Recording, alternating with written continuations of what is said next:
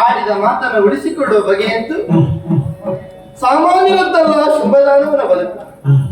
ತಮ್ಮನಾದ ಶುಭನನ್ನು ಬಳಸಿಕೊಂಡು ಅಣ್ಣ ತಮ್ಮಂದರು ಇರುವರು ಒಂದಾಗಿ ಒಂದೇ ಉದ್ದೇಶದಿಂದ ಒಂದೇ ಸಂಕಲ್ಪದಿಂದ ವಿಧಿಯ ಕುರಿತಾಗಿ ಈವರೆಗೆ ಆಚರಿಸಿದ ತಪಸ್ಸಿನ ಮುಖದಲ್ಲಿ ತನ್ನ ಬದುಕಿನ ಬಹುದೀರ್ಘ ಆಯಸ್ಸನ್ನು ಕಳೆದವರಿದ್ದಾರೆ. ಒಲಿದು ಬಂದ ಬ್ರಹ್ಮನಲ್ಲಿ ಕೇಳಿದಾದರೂ ಏನಾಯಿತು? ಯಾವಳು ತಮಗೆ ಮರಣ ರೂಪದಲ್ಲಿ ಒದಗಿ ಬರ್ತಾಳೆಯೋ ಅವಳು ಅಯೋನಿಜಿಯಾಗಿರಬೇಕು.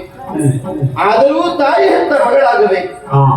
ಅಯೋನಿಜಿಯ ಹೌದಂತಾದ್ರೆ ತಾಯಿ ಹೆತ್ತ ಮಗಳಾಗುವುದಕ್ಕೆ ಸಾಧ್ಯವಿಲ್ಲ. ತಾಯಿ ಹೆತ್ತ ಮಗಳೇ ಹೌದಂತಾದ್ರೆ ನವಮಾಸ ಪರ್ಯಂತ ಗರ್ಭವಾಸ, ಆ ಬಳಿಕ ಲೋಕದ ಬೆಳಕನ್ನು ಕಾಣುವ ಸದಾವಕಾಶ. ಗೌರಿ ದೇವಿ ಹಡೆದ ಮಗಳು ನಾನಲ್ಲ.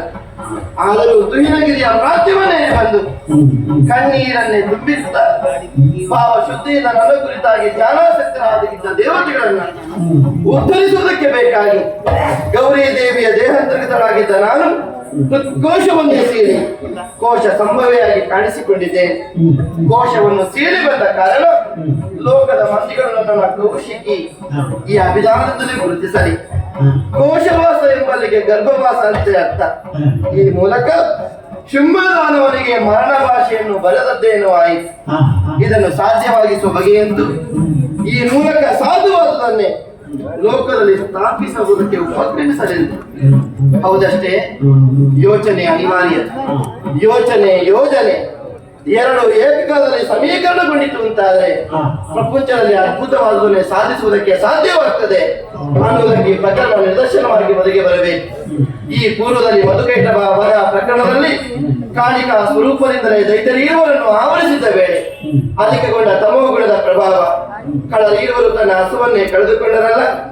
ಆ ಬಳಿಕ ಮಹಿಷವದ ಪ್ರಕರಣದಲ್ಲಿ ಮಹಾಲಕ್ಷ್ಮಿಯ ಸ್ವರೂಪದಿಂದಲೇ ಪ್ರಕಟಗೊಂಡೆ. ಕಳ್ಳನನ್ನು ಆವರಿಸಿದ ರಾಜಸತ್ವ ಭಾವ ಕಳ ಮಹಿಷ ತನ್ನ ಪ್ರಾಣವನ್ನೇ ಕಳೆದುಕೊಂಡ. ಈಗಲಾದರೂ ದೇವತೆಗಳು ಸಂಸ್ತುತಿಸಿದ ಅಪರಾಧಿತ ಸ್ತೋತ್ರವನ್ನೇ ಮನ್ನಿಸಿ ಅಪರಾಧಿತ ಈ ಸ್ವರೂಪದಿಂದಲೇ ಅಭಯಪದಳಾರೆ. ಇದು ಸರಸ್ವತಿಯ ಸ್ವರೂಪ. ಆದ್ದರಿಂದಲೇ ಯೋಚನೆ ಎಂದು ಯೋಚಿಸಿ ಮಹಮ್ಮಾಯಿ ಈ ಮೂಲಕ ಕಾರ್ಯ ಸಾಧನೆಯನ್ನ ಮಾಡುವ ಬಗೆಯಂತೂ ನೋಡೋಣ. ತುರಿನಗಿರಿಯ ಪ್ರಾಂತ್ಯವನ್ನ ಹಿಡಿದು ಬಂದಿದ್ದೇನೆ. ಬಂದು ಸೇರಿದು ದಕ್ಷಿಣ ಪ್ರದೇಶ ಕಂದರವಾಗ ನಿರ್ಜನವಾಗಿರುವ ಪರಿಸರ.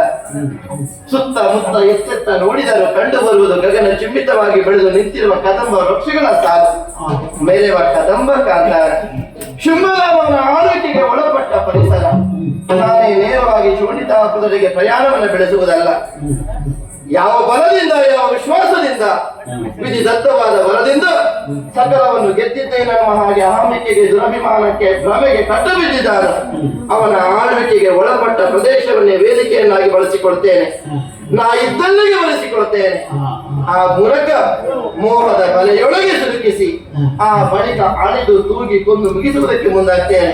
ಇಲ್ಲಿದ್ದುಕೊಳ್ಳೋದಕ್ಕೊಂದು ವ್ಯವಸ್ಥೆ ಬೇಡವೆ? ಅಂಬರದ ಆಚೆಯಿಂದ ಕುಮ್ಮಿನಿಗೆ ಬಿಟ್ಟೆ ಕನಕದು ಯಾರೆಯನ್ನೇರಿ ಜೋಕಾಲಿಯನ್ನಾಡುತ್ತಾ ಕಾಲವನ್ನು ಕಳೆಯೋಣ. ಆರೋಹಣ ಅವರೋಹಣ ಈ ಎರಡು ಗತಿಗೆ ಅನುಸಾರವಾಗಿ ರಾಗ ತಾಣ ಲಯಬದ್ಧವಾಗಿ ಸಂಗೀತದ ಸುನಾದವನ್ನು ಹರಿಯಗೊಟ್ಟಾಗ ವನ ವಿಹಾರಕ್ಕೂ ಮೃಗ ಬೇಟೆಗೂ ಬರಬಹುದಾದ ಕಳರು ಈ ಕಡೆಗೆ ಬರುವುದಕ್ಕೆ ಅವಕಾಶ ಸಿದ್ಧವಾಗ್ತದೆ. ಇಂತಲ್ಲಿಯೇ ಇದ್ದೇನೆ ಅನ್ನುವುದನ್ನು ಸ್ಪಷ್ಟಪಡಿಸಲು ಸುಗ ತನ್ನ ಗಂಧವನ್ನು ಮಾರುತನ ಕೈಗೊಪ್ಪಿಸಿದ್ದೇನೆ. ಸ್ವರದಿಂದ ವಂಚಿತರಾದ ದೇವತೆಗಳಿಗೆ ಸ್ವರವನ್ನು ಒದಗಿಸುವುದಕ್ಕೆ ಲೋಕದಲ್ಲಿ ಅಪಸ್ವರವನ್ನೇ ಉಂಟು ಮಾಡಿದ ಕಳ ವಲಯ ನಿರೀಕ್ಷೆಯಲ್ಲಿ ಕಾಂಚನದ ಯಾಲೆಯನ್ನು ಏನೇ ಮಂಡಿಸೋಣವಂತೆ